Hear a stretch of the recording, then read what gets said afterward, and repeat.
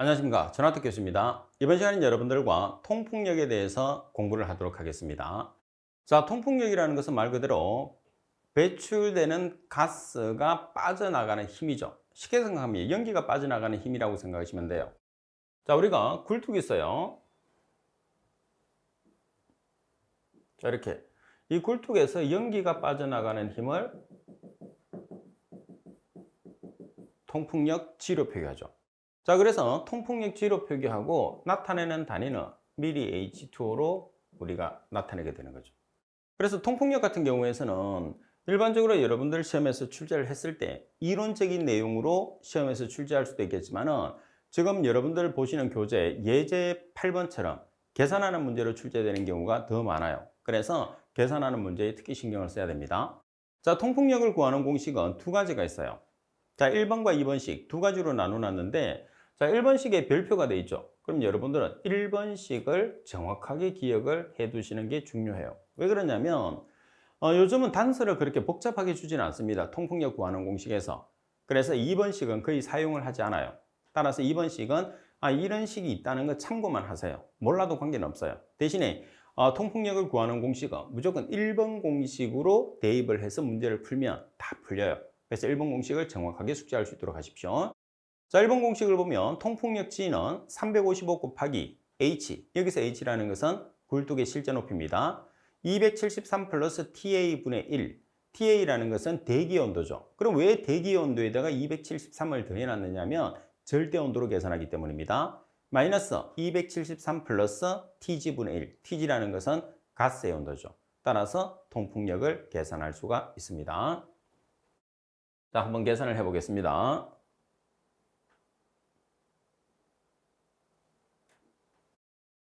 자, 문제 8번에 보면 높이가 60m인 굴뚝에서 가스의 평균 온도가 250도씨, 대기 온도가 25도씨일 때 이 굴뚝의 통풍력은 단위는 미리 H2O입니다. 단 표준 상태의 가스와 공기의 비중량은 1.3kg/m의 삼성이라고 보고 굴뚝 안에서 마찰 소실은 무시함. 자, 여기서는 왜 2번 공식을 제가 몰라도 사용을 거의 안 한다고 했느냐면 8번 조건에 보시다시피 가스와 공기의 비중량이 밀도죠. 동일한 값으로 주어지는 거예요. 설사 동일한 값으로 안 주어진다 하더라도 가스의 밀도는 1.293, 공기의 밀도는 1.3. 실제로 보면 같은 값이거든요. 그래서 비슷한 값이 주어졌을 때는 RA와 RG, 다시 말해서 대기의 밀도와 가스의 밀도를 같은 값으로 보기 때문에 2번식을 사용하는 게 아니라 1번식을 사용하는 게 오히려 더 정확하게 문제를 풀 수 있고, 그리고 우리가 기억을 했을 때 훨씬 간단하게 기억할 수 있기 때문에 1번 공식을 사용하시면 됩니다. 자, 따라서 1번에서 통풍력 구하는 공식을 여러분들이 먼저 머릿속에서 기억을 해야 됩니다. 355 곱하기 H 곱하기 273 플러스 TA분의 1 마이너스 273 플러스 TG분의 1이죠. 그럼 여기서 H라는 값이 얼마예요? H라는 것은 굴뚝의 높이이기 때문에 60m가 되는 거죠. 자, 그리고 TA라는 대기 온도는 25도씨, 그리고 TG라는 가스 온도가 250도씨예요. 그래서 대입을 해서 계산을 하시게 되면 얼마가 나오죠? 30.75mAh2O라는 간단하게 우리가 문제를 풀 수 있는 거죠. 그래서 예제 9번보다는 예제 8번이 훨씬 자주 나오니까 여러분들은 문제 9번보다는 문제 8번에 집중을 해야 돼요. 자, 문제 9번 같은 경우에서는 주로 이제 기사 시험에서 출제하기도 해요. 필기에서. 실기에서는 기사, 산업기사에서 동시에 출제가 될 수 있는데 문제풀이가 조금 복잡합니다. 그래서 여러분들이 미리 실기 문제를 체험하는 입장에서 제가 출제를 해 놓은 거예요. 자, 문제 9번에 보시면 굴뚝 높이가 60m, 배기가스의 평균 온도가 137도씨, 자연 통풍력을 1.5배 증가시키기 위해서는 배기가스의 온도를 얼마가 증가되어야 하는가? 대기 온도가 27도씨, 표준 상태의 공기 밀도는 1.3kg/m의 삼성이라고 그랬어요. 그러면 먼저 여러분들이 통풍력 G를 구하는 공식은 하나밖에 없다고 생각하고 이 공식을 무조건 기억을 해야 돼요. 그래서 통풍력이라는 말이 나오면 통풍력을 구하는 조건은 355 곱하기 H 곱하기 273 플러스 TA분의 1 마이너스 273 플러스 TG분의 1이라는 공식 한 개밖에 없다고 생각을 하고 공부를 하셔야 돼요. 왜 그러냐면 통풍력은 한 개밖에 없으니까 통풍력을 계산하시고 그러면 여러분들이 무조건 그 공식만 생각을 해서 대입을 해주시면 되잖아요. 그죠? 그리고 실제로 그 공식 한 개만 하더라도 여러분들이 충분히 문제를 풀 수 있어요. 그러면 실제로 우리가 계산하고자 하는 것은 뭐냐면 배기가스의 온도를 계산을 하는 거예요. 배기가스의 온도를. 그런데 배기가스의 온도를 계산하는데 문제 조건에서 어떤 단서가 있느냐 하면 자연 통풍력을 1.5배 증가시키기 위한 배기가스의 온도를 계산을 한다는 뜻이에요. 그럼 먼저 뭐를 계산을 해야 되죠? 자연 통풍력을 계산을 해야 돼요. 그래서 그 자연 통풍력을 계산하고 계산된 자연 통풍력의 1.5배가 되는 뭐를 계산하죠? 배출가스의 온도를 계산을 하는 거죠. 그러면 자연 통풍력이라는 게 G를 계산하는 거니까 G를 먼저 계산을 해요. 어떤 조건이 나와 있죠? 굴뚝의 높이 H가 60m입니다. 자, 그리고 대기 온도가 27도예요. 그리고 가스 온도가 137도입니다. 따라서 계산된 19.05mH2가 자연 통풍력입니다. 이 통풍력의 몇 배가 되는 1.5배가 되는 배출가스 온도를 계산을 하라는 거예요. 자, 그래서 두 번째는 지금 여러분들이 계산한 통풍력의 1.5배, 19.05mH2의 1.5배가 되는 배출되는 가스의 온도. 자, 그러면 대기 온도는 동일하겠죠? 그리고 굴뚝의 높이도 동일해요. 모든 조건에서 동일한 조건에서 통풍력을 몇 배 증가시키기 위해서 배출되는 가스의 온도가 얼마인지가 우리가 궁금한 거죠. 자, 따라서 높이는 60m를 그대로 대입합니다. 그리고 대기 온도도 동일해요. 그리고 TG라는 값을 우리가 미지수로 찾아내면 됩니다. 이렇게. 자, 따라서 TG를 구하는 공식은 여러분들 여기서 정리를 하면 이렇게 정리가 되죠. 따라서 여기까지 하면 절대온도가 돼요. 그래서 절대온도를 도시온도로 전환하기 위해서는 273을 빼주는 거죠. 그래서 229.06도씨라는 값이 나왔어요. 자, 여러분들이 도시온도에다가 273을 더하면 K온도가 되는 거죠. 반면에 K온도에서 273을 빼면 도시온도가 된다는 것은 여러분들이 알고 계실 거예요. 모르시면 지금 알아도 관계없습니다. 자, 그리고 이 식에서 정리를 할 수 있는 방법은 뭐냐면 통풍력 G를 구하는 공식이 이렇게 있어요. 자, 여기서 TG라는 가스의 온도를 계산하는 식으로 정리를 하면 이렇게 정리를 할 수 있거든요. 그래서 이 내용을 알고 있으면 여러분들이 상당히 편하게 계산을 할 수가 있어요. 이렇게 정리하는 식을 모르면 여러분들이 지금 이 자체에서 2번에서 대입된 식에서 TG를 계산을 해내려고 하면 상당히 불편해요. 이렇게 정리할 게 많단 말이에요. 그래서 미리 팁에 나와 있는 TG 구하는 공식을 암기를 해서 정리한 식을 암기를 해서 계산을 할 수 있도록 하십시오. 그래서 실기 문제 같은 경우에서는 필기 문제도 나올 수가 있겠지만 9번 같은 경우에서는 실기 문제로 출제되는 문제인데 필기하고는 조금 풀이가 복잡해지죠. 그리고 여러분들이 단순하게 계산식에 공식에 대입을 해서 나오는 문제도 있겠지만 이런 식으로 TG를 끄집어내서 값을 계산하는 정도까지 여러분들에게 테스트하는 게 실기 문제다 이렇게 보시면 됩니다.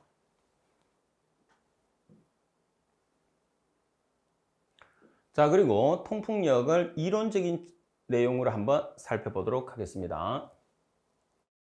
자, 통풍력의 특징을 먼저 보시면 통풍력이라는 것은 굴뚝에서 연기가 빠져나가는 힘이라고 그랬어요. 그죠? 그래서 통풍력이 크게 되면 연기가 잘 빠져나가고 통풍력이 작다고 하면 연기가 잘 안 빠져나가요. 그럼 굴뚝에 연기가 잘 안 빠져나간다는 소리는 뭐 연료가 불안전 연소된다든지 여러 가지 문제점을 발생하게 돼요. 그래서 강제적으로 통풍을 시켜주는 방법이 있어요. 그래서 통풍력의 특징을 배우고 우리가 강제 통풍에 대해서 한 번 더 종류별로 공부하도록 하겠습니다. 자, 먼저 통풍의 특징에서 굴뚝의 높이가 높고 단면적이 클수록 통풍력이 커진다. 그래서 지금 여기서 통풍력을 크게 하려고 하면 굴뚝의 높이가 높고 단면적이 크면 클수록 통풍력이 커진다는 조건이에요. 자, 그리고 2번 배출가스의 온도가 높으면 높을수록 그리고 외기 온도는 낮을수록 그리고 이 조건을 만족하는 게 계절별로는 여름보다는 겨울에 커진다는 거죠. 다시 말해서 굴뚝 내에서 배출되는 가스의 온도가 있어요. 자, 우리가 굴뚝이 이렇게 있잖아요. 굴뚝이 있으면 VS가 이렇게 빠져나가겠죠. 그러면 여기 온도를 TG, 가스의 온도라고 보면 돼요. 그 다음에 공기 온도, 대기에서는 공기 온도가 있겠죠. 이렇게 배출되는 가스의 온도와 대기 온도가 차이가 크면 클수록 통풍력은 커지게 되는 거죠. 그래서 온도 차이가 많이 나면 많이 날수록 통풍력이 커진다는 소리예요. 그러면 여름일까요? 겨울일까요? 겨울이겠죠. 그래서 여름보다는 겨울에 통풍력이 커지는 거예요. 자, 그리고 3번. 굴뚝 내에 굴곡이 없을수록 통풍력이 커집니다. 당연하겠죠. 굴곡이 있으면 있을수록 통풍력은 작아지죠. 많이 부딪히니까. 그리고 외기 주입이 없을수록 통풍력이 커집니다. 외기 주입이라는 것은 외부의 공기예요. 그래서 외부의 공기가 내부로 유입이 되면 배출되는 가스의 온도가 떨어지겠죠. 그러면은 외기 온도와 차이가 조금씩 줄어들겠죠. 그래서 통풍력은 떨어지게 되는 거예요. 그래서 결론적으로는 여러분들이 생각했을 때 일단 굴뚝의 높이가 높아야 돼요. 자, 그리고 외기 온도와 배출되는 가스의 온도가 차이가 많이 나야 돼요. 그렇게 하면 통풍력이 커진다는 것을 꼭 숙지를 하고 계시면 됩니다. 자, 예제 10번에 보시면 다음 중에서 굴뚝의 통풍력 증가 조건으로 가장 거리가 먼 것은 가번에 외기 주입량이 많을수록, 외기 주입량이 많다는 소리는 외부의 공기가 굴뚝 내부로 들어가기 때문에 배출가스의 온도를 저하시키는 요인이 되기 때문에 통풍력은 작아집니다. 자, 그리고 나번에 보시면 굴뚝의 높이가 높을수록, 그리고 답은 굴뚝 내에 굴곡이 없을수록, 그리고 답은 배출가스의 온도가 높을수록 통풍력은 커지게 되는 거죠. 자, 따라서 통풍력이 커지는 조건의 설명이 잘못된 것은 뭐가 되는 거죠? 나번이 되는 거예요. 그죠? 자, 그러면 이렇게 이제 우리가 통풍력에 대해서는 공부를 했고, 자, 그러면 뭐를 공부를 하느냐 하면 통풍 방식이에요. 자, 우리가 통풍 방식은 두 가지가 있어요. 어떤 방식이 있느냐 하면 강제 통풍 방식과 자연 통풍 방식 두 가지가 있어요. 자연 통풍 방식에 의해서 통풍이 되는 게 제일 좋아요. 그렇지만은 자연 통풍에 의해서 통풍이 안 되기 때문에 우리가 강제 통풍을 시켜주는 거거든요. 그러면 강제 통풍이라는 것은 몇 가지가 있느냐면 세 가지가 있어요. 첫 번째는 압입 통풍, 두 번째는 허입 통풍, 세 번째는 평형 통풍이에요. 그래서 세 번째 나와 있는 이 평형 통풍은 첫 번째 있는 압입 통풍과 두 번째 나와 있는 허입 통풍을 합쳐놓은 대용량으로 사용될 수 있는 통풍이다. 이렇게 여러분들이 보시면 됩니다. 자, 간략하게 설명을 좀 드리자면은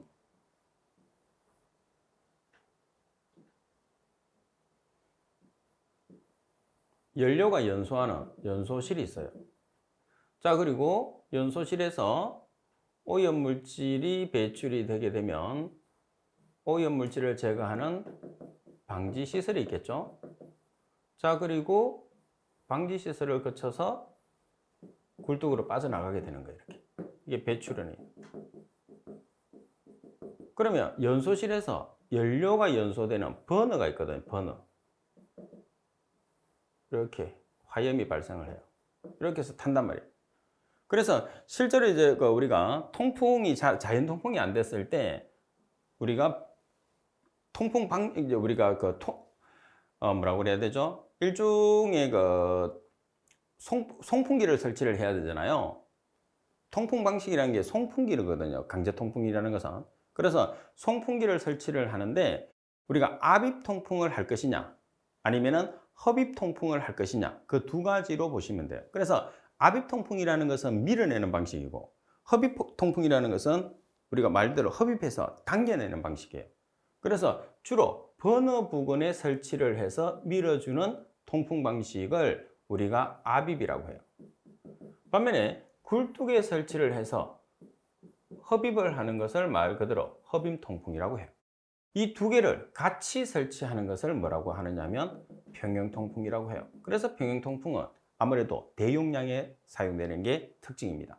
자, 내용을 보시면 연소실의 공기를 예열할 수 있다. 그래서 압입과 허입은 여러분들 반대되는 특징입니다. 그래서 두 개 중에 한 개만 기억을 하시면 돼요. 그러면 허입 통풍 같은 경우에서는 연소실의 공기를 예열할 수 없어요. 이건 어떻게 기억을 하느냐 하면 연소실에서 관계 있는 것은 연소실에서 송풍기를 설치하는 것은 압입이란 말이에요. 그러니까 우리가 연소용 공기하고 관계 있는 것은 연소실이죠. 반면에 굴뚝하고 연소실 공기는 전혀 관계가 없어요. 그래서 연소실에 설치가 되는, 버너에 설치가 되는 송풍기에 의해서 통풍이 일어나는 것이 압입통풍이니까 압입통풍은 연소실 공기를 예열할 수 있다, 이렇게 생각하시고, 반면에 굴뚝에 설치되는 허비통풍은 공기를 예열할 수 없다, 이렇게 기억하시면 돼요.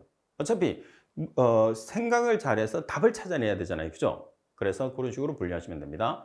그리고 송풍기의 고장이 적고 점검 및 보수가 용이합니다. 자, 이 연소실 같은 경우에서는 버너에 설치되면 우리 육안으로 확인이 되기 때문에 보수가 용이합니다. 그리고 내압이 정압으로 연소 효율이 좋아요. 여기서 정압으로 연소 효율이 좋다는 것은 뭐냐면, 정압은 플러스 압력이잖아요. 대기압보다 높은 압력을 뜻합니다. 반면에 부압이라고 하면, 허비통풍은 부압이 걸리게 되는데, 부압이라고 하면 마이너스 정압, 다시 말해서 대기압보다 낮은 압력을 뜻합니다. 그리고 역화의 위험성이 있습니다. 역화의 위험성이라는 것은 뭐냐면, 자, 연소가 일어났어요. 그럼 불꽃이 만들어졌죠. 그 불꽃이 만들어진 게 바깥으로 나가줘야 돼요. 그걸 우리가 분출 속도라고 하거든요.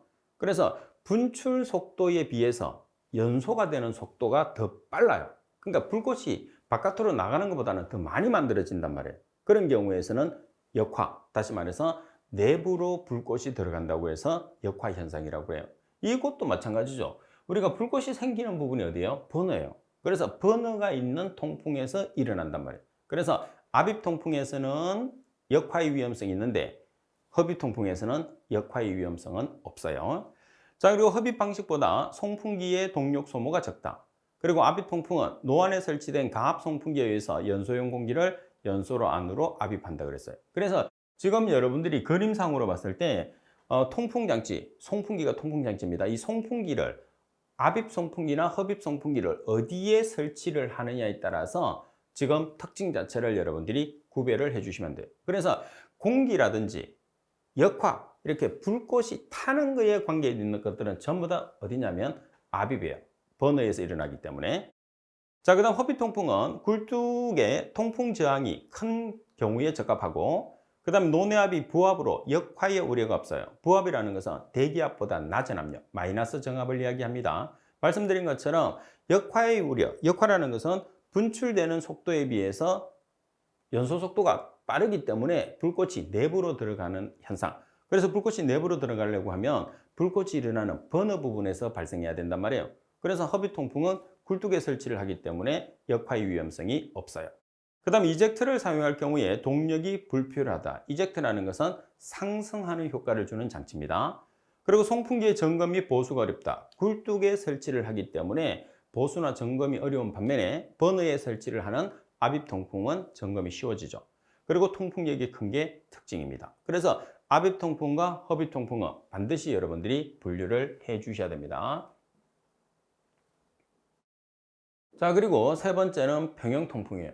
자, 이 평형통풍은 말씀드린 것처럼 이 두 가지, 압입통풍, 노내에 설치하는, 다시 말해서 버너에 설치하는 압입통풍과 압입송풍기죠. 자, 그리고 굴뚝에 설치하는 허비송풍기를 합쳐 놓은 게 평형통풍이에요. 그래서 이 평형통풍은 특징이 대용량 연소 설비에 적합한 게 가장 큰 특징입니다. 아무래도 두 개를 합쳐 놨으니까 강제 통풍을 많이 해야 되니까 두 개를 같이 쓰는 거죠. 그래서 많이 해야 된다는 소리는 그만큼 대용량이라는 뜻입니다. 그리고 통풍 및 노내압 조절이 용이하고 열가스의 누설 및 냉기의 침입이 없고, 그리고 통풍 손실이 큰 연소 설비에 적합하고, 그리고 동력 소모가 크고 설비 및 유지비가 많이 들고 소음 발생이 심하다. 자, 여기서 이제 소음이나 진동이라는 말이 나올 수 있는데, 소음이나 진동 같은 경우에서는 장치가 크면 클수록 많이 발생하는 거죠. 반면에 장치가 작으면 작을수록 적게 발생하는 게 소음이나 진동이라고 생각하시면 돼요. 그래서 평형통풍에서는 소음 발생이 문제가 되기도 합니다.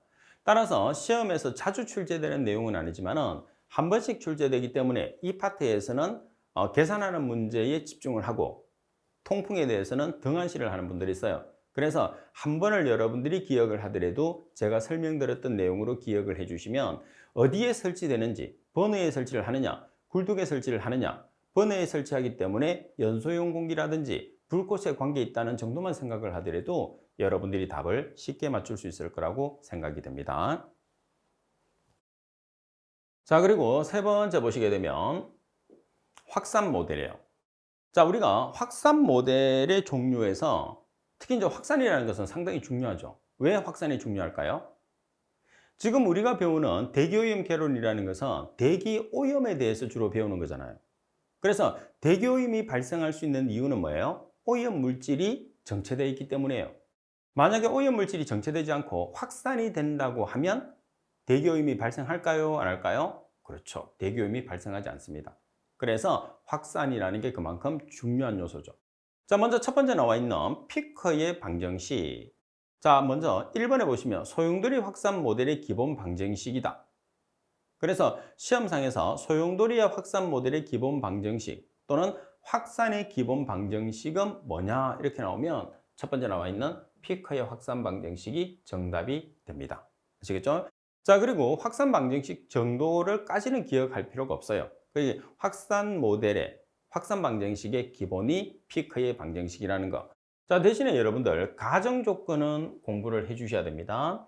예제 문제도 있는 것처럼 우리가 가정 조건은 시험에서 상당히 자주 나와요. 특히 이제 우리가 어떤 모델링을 만들었을 때는 가정 조건이 전제하에서 항상 모델링이 만들어지는 거거든요. 피커의 확산 방정식도 마찬가지예요.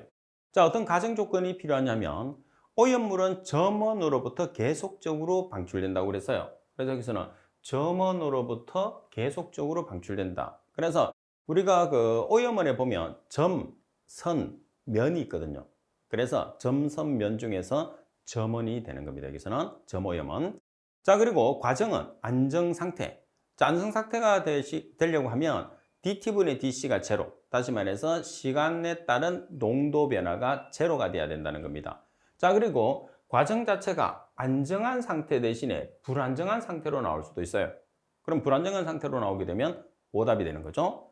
그리고 세 번째, 풍속은 x, y, z 좌표 시스템 내의 어느 점에서도 항상 일정한 값을 가져야 됩니다.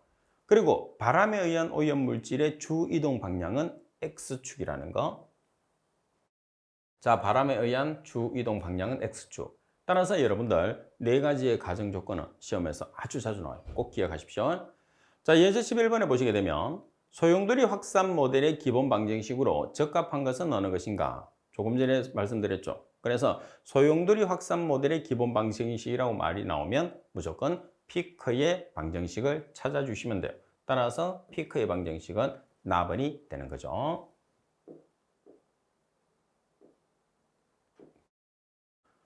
자, 그리고 두 번째 보시게 되면 상자 모델 또는 격자 모델이라는 말을 써요. 자, 모델링에서는 말씀드린 것처럼 가정 조건이 상당히 중요해요. 그러면 우리가 가정 조건을 일일이 어떻게 다 외우느냐? 그렇게 생각할 수도 있어요. 근데 여러분들에게 팁을 하나를 드리자면 출제하는 사람이 제가 여러분들에게 출제를 한다고 해도 마찬가지입니다. 출제하는 사람 같은 경우에서는 이 파트가 중요하다고 생각하면 공부하는 학생이 까다롭게 생각하는 파트라고 생각하더라도 그거에 관계없이 출제를 하는 거예요. 그 다음에 이 부분이 공부하는 학생들은 공부하기 쉽고 기억하기 쉬워서 공부를 많이 한다고 하더라도 출제하는 사람은 이 부분은 크게 중요하지 않다고 생각을 하게 되면 출제할 수도 있겠지만 출제 안 할 확률이 그만큼 높아진단 말이에요. 그래서 여러분들이 공부를 열심히 한다는 그 조건은 여러분들이 판단해서 공부를 하는 게 중요한 게 아니고 시험에서 출제될 수 있는 파트를 얼마만큼 열심히 하느냐. 다시 말해서 내가 공부하기에 어렵고 쉽고 한 그런 파트하고 관계없이 출제 빈도가 높은 파트를 얼마만큼 열심히 공부하느냐가 여러분들 합격을 결정짓는다는 것을 꼭 기억을 해야 됩니다. 대부분의 학생들은 자, 이 문제는 이 파트는 내가 공부하기 어려워서 버릴 거야. 그걸 버리고 나면 시험에서 출제 안 해? 그죠? 학교 시험도 마찬가지고 당연히 그 내용은 공부하기는 어렵지만은 중요한 파트이기 때문에 당연히 출제를 하게 되는 거죠.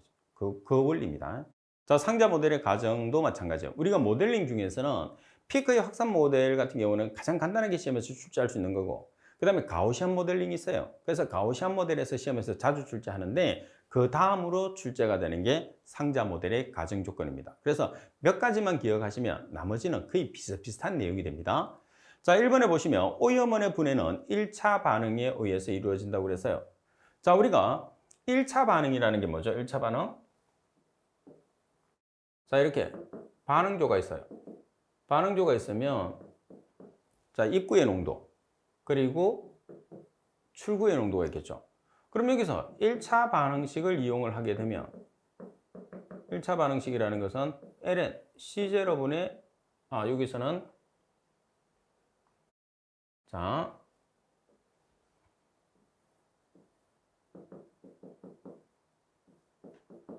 우리가 반응식은 시간에 대한 농도잖아요. 그래서 초기 농도 초기 농도라는 것은 제로일 때의 농도입니다. 그리고 t시간 후의 농도.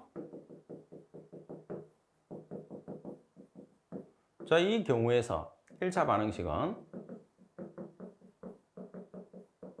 ln C0분의 CT는 마이너스 KT예요.